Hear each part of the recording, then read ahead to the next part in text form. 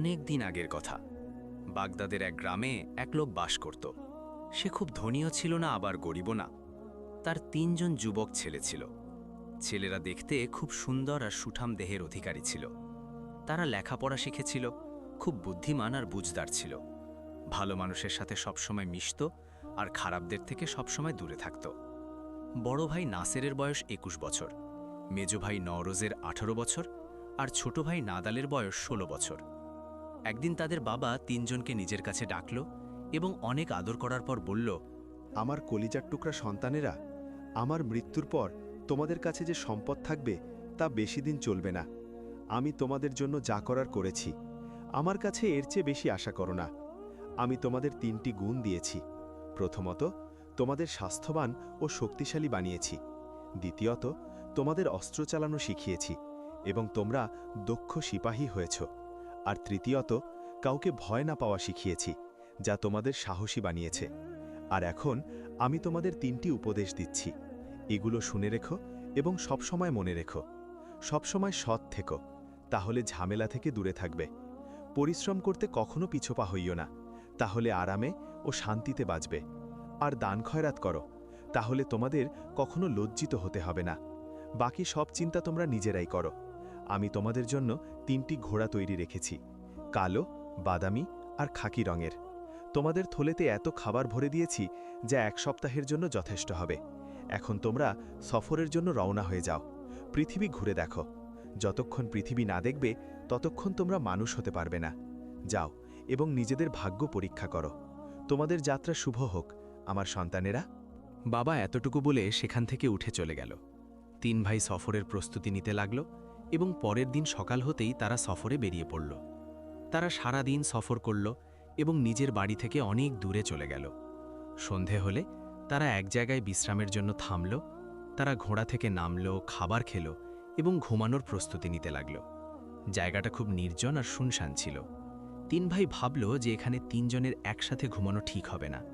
তারা সিদ্ধান্ত নিল যে ৩ ভাই রাতটাকে ৩ ভাগে ভাগ করে নেবে এবং একজন একজন করে পাহারা দেবে।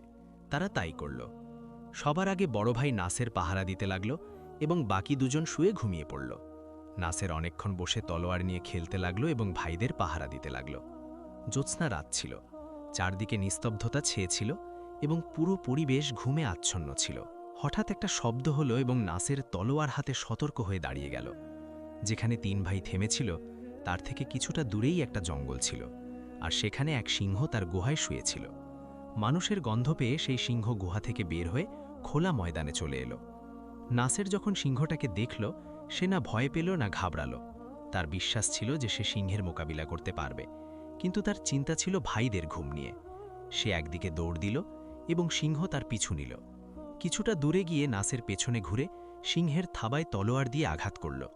জখমি সিংহ গর্জন করে তার ওপর ঝাঁপিয়ে পড়ল। নাসের পিছিয়ে গেল এবং নিজের তলোয়ার দিয়ে সিংহের বাম থাবায় জোর আঘাত করল। সিংহ আরেকবার নিজের সব শক্তি দিয়ে সেই বাহাদুরের ওপর ঝাঁপিয়ে পড়ল, কিন্তু নাসের তাকে আবার ধোঁকা দিল, আর এবার সে পুরো শক্তি দিয়ে সিংহের মাথায় তলোয়ারের কোপ বসাল। সিংহ ওখানেই পড়ে গেল এবং সাথে সাথে মারা গেল।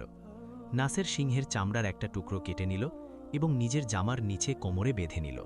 তারপর সে তার ভাইদের কাছে এসে এমনভাবে এসে বসল যেন কিছুই হয়নি। কিছুক্ষণ পর নাসেরের পাহারার সময় শেষ হয়ে গেল। সে শুয়ে পড়ল আর তারপর নওরোজ পাহারা দিতে লাগল। তার পাহারার সময় কোনো দুর্ঘটনা ছাড়াই কেটে গেল। তারপর তৃতীয় ভাই নাদালের পালা এলো। তার সময়েও তেমন কিছু ঘটল না এবং সারা রাত এভাবেই কেটে গেল। সকাল হলে ৩ ভাই ঘোড়ায় চড়ে সামনে এগিয়ে চলল। তারা পুরো দিন চলতে থাকলো এবং এক লম্বা পথ পাড়ি দিল। সূর্য ডোবার সময় তারা একটা বড় পাহাড়ের সামনে পৌঁছালো। সেই পাহাড়ের পাদদেশে একটা বড় গাছ ছিল, তার নিচে একটা ঝর্ণা ছিল। ভাইরা সেই ঝর্ণার কাছেই রাত কাটানোর সিদ্ধান্ত নিল।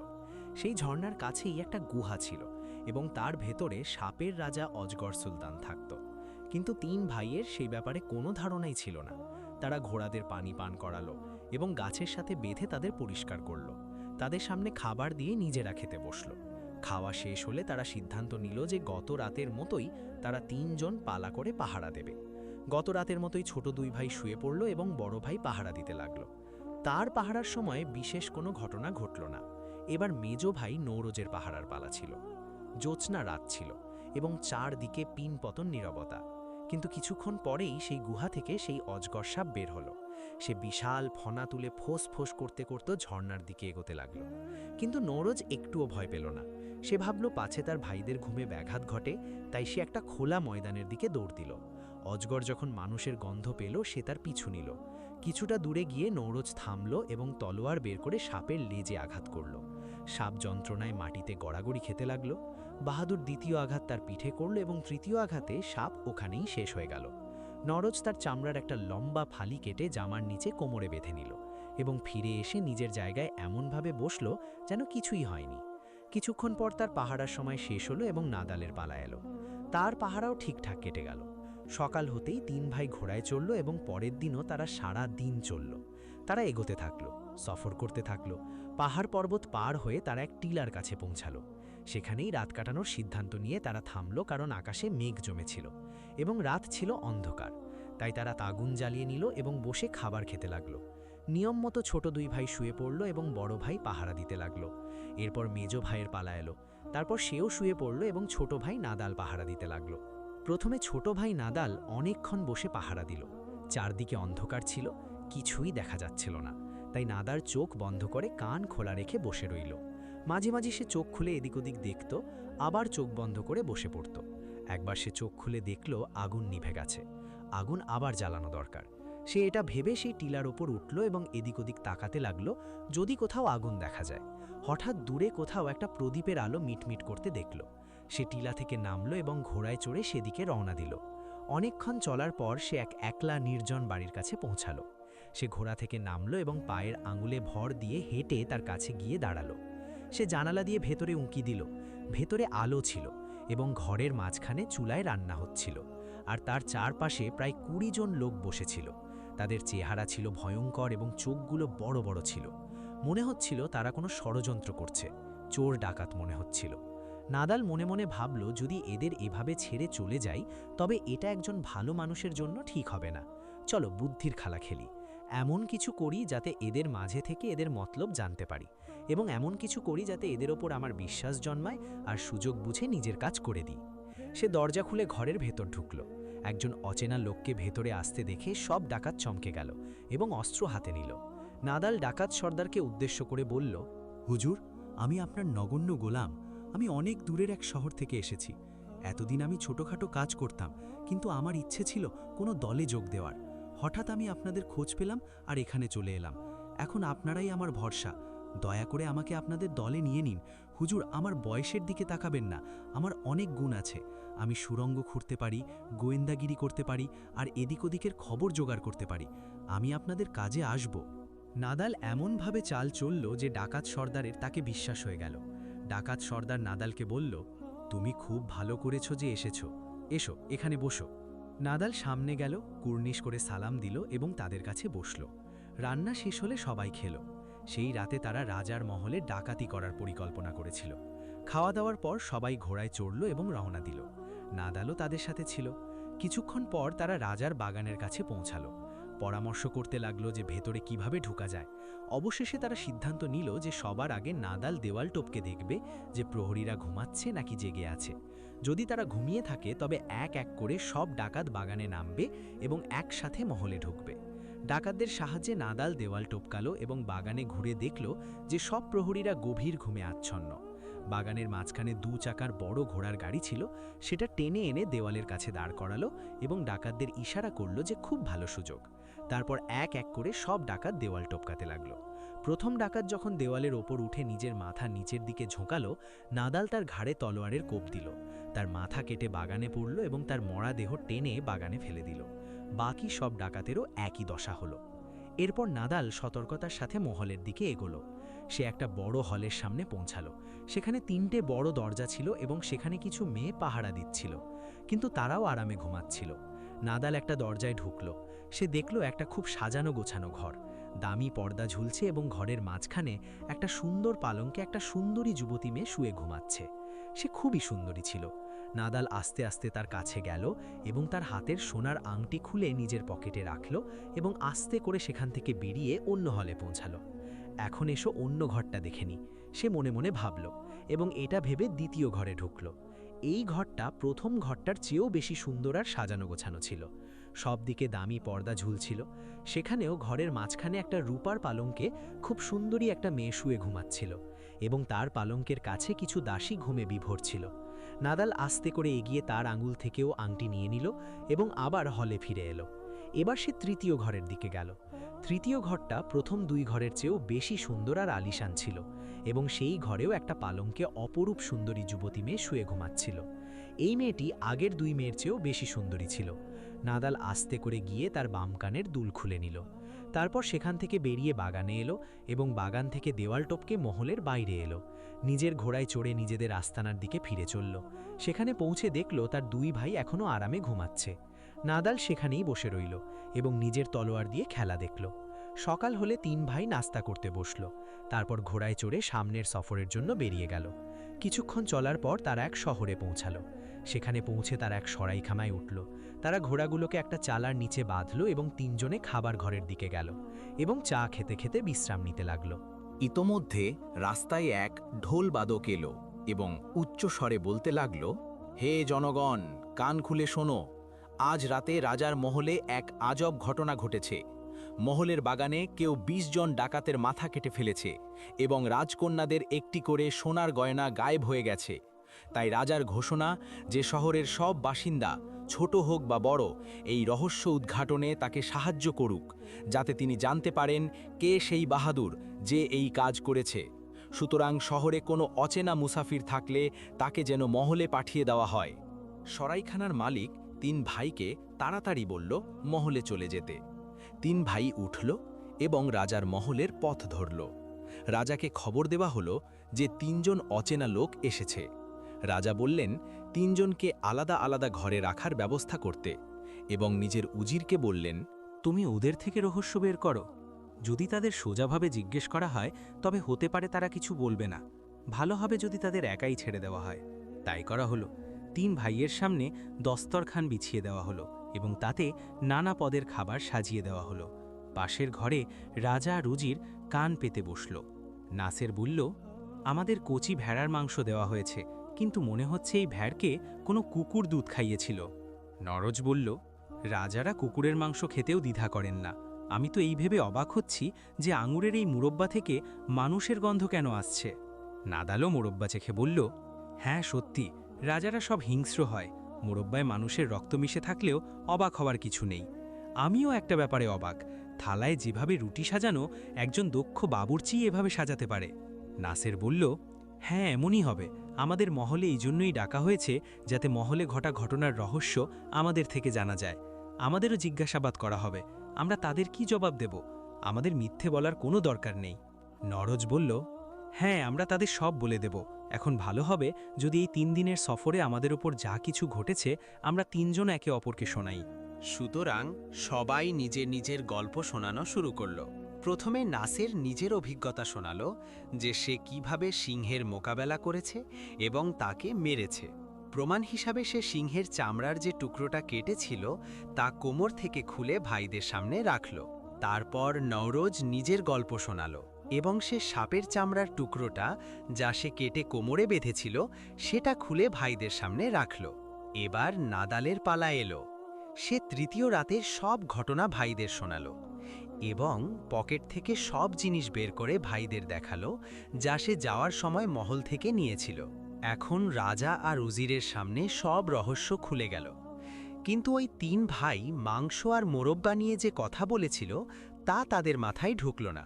তাই রাজা সবার আগে সেই রাখালকে ডেকে পাঠালেন এবং তাকে জিজ্ঞেস করলেন, সত্যি করে বল, তুই কাল যে ভেড়ার মাংস পাঠিয়েছিলি তাকে কি কোনো কুকুর দুধ খাইয়েছিল?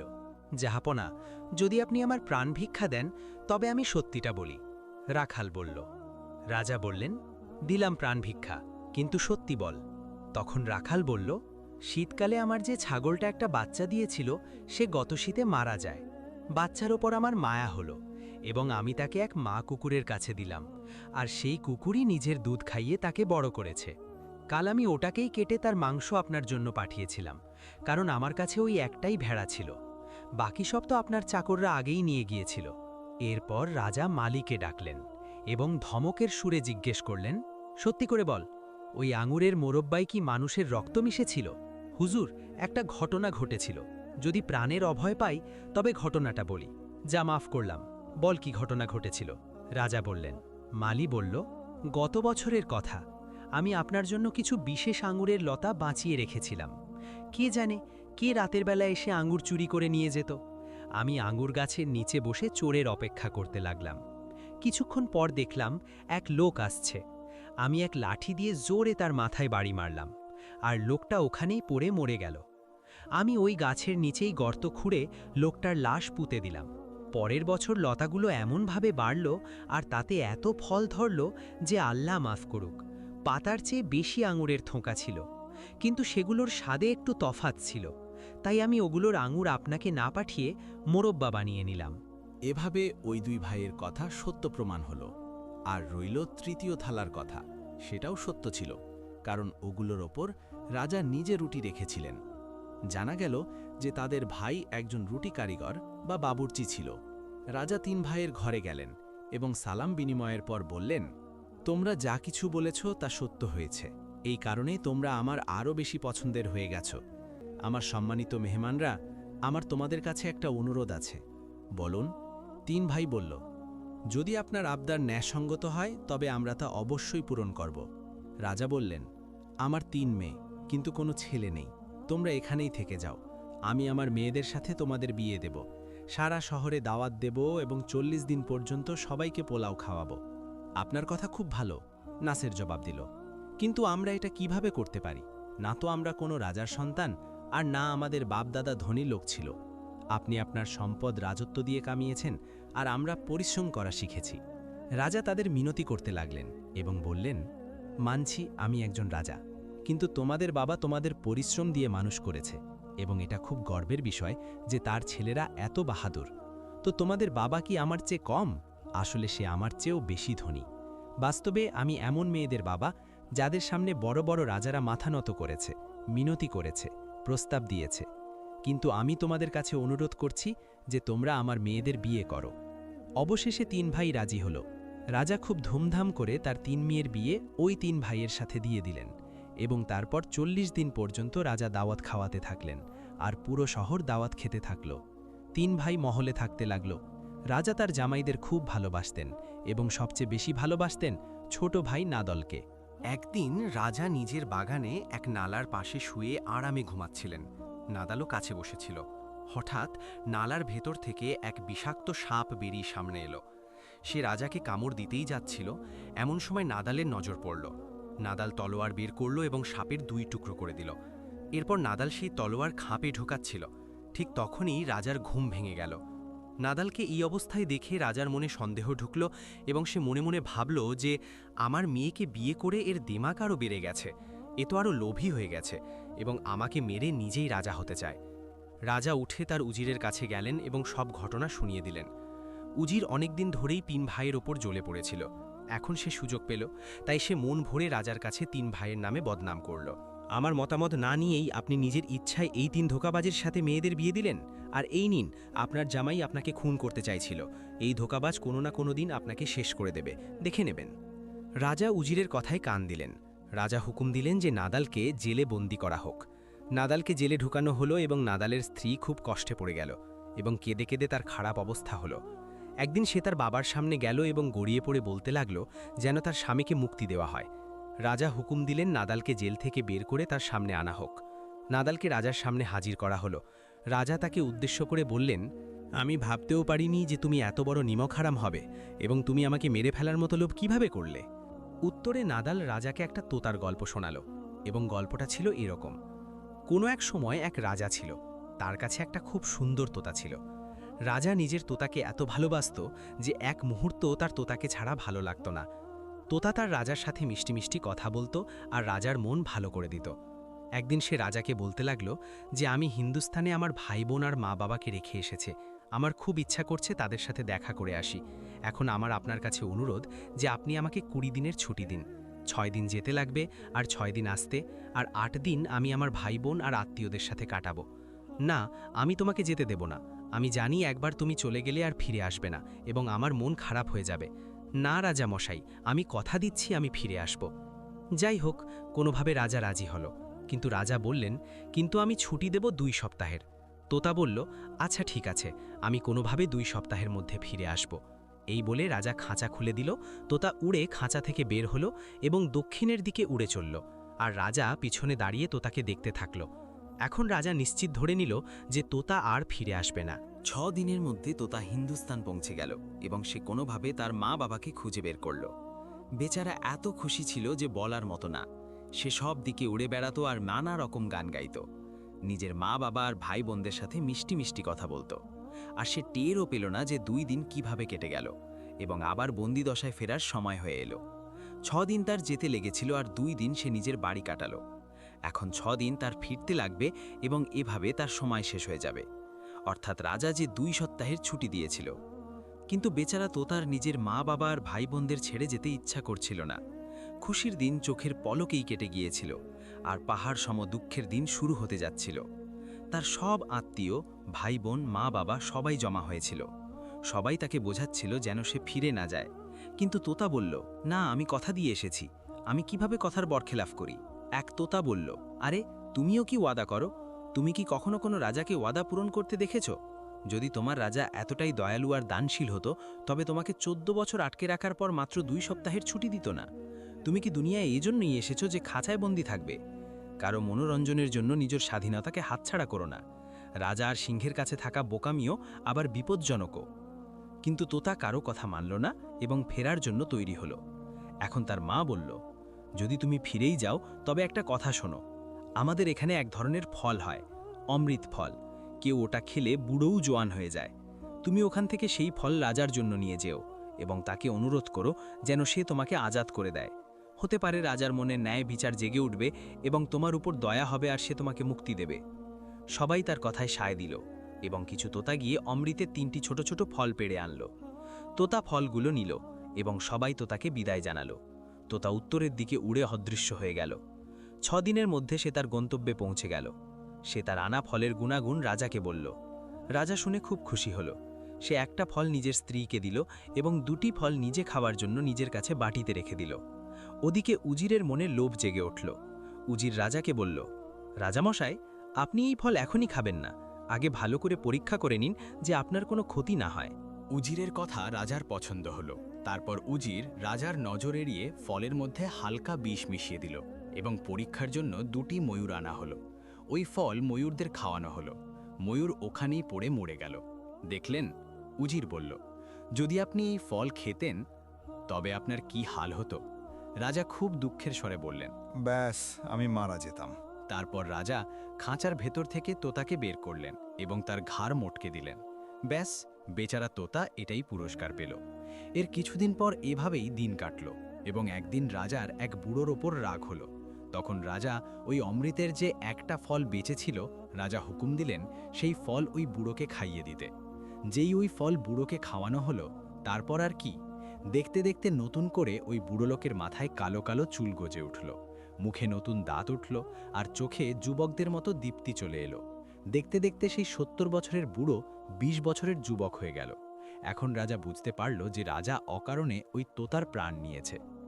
গল্প শেষ করার পর নাদাল রাজাকে উদ্দেশ্য করে বলল, এখন আমি আপনাকে সেই ঘটনা বলছি যা সেই সময় বাগানে ঘটেছিল। নাদাল বাগানে গেল এবং সাপের সেই 2 টুকরো উঠিয়ে আনলো যা নাদাল কেটেছিল। রাজা যখন এটা দেখলেন, তখন রাজা নিজের কাজের জন্য খুব লজ্জিত হলেন এবং নাদালের কাছে ক্ষমা চাইতে লাগলেন। নাদাল বলল, হুজুর, আমাদের 3 ভাইকে অনুমতি দিন।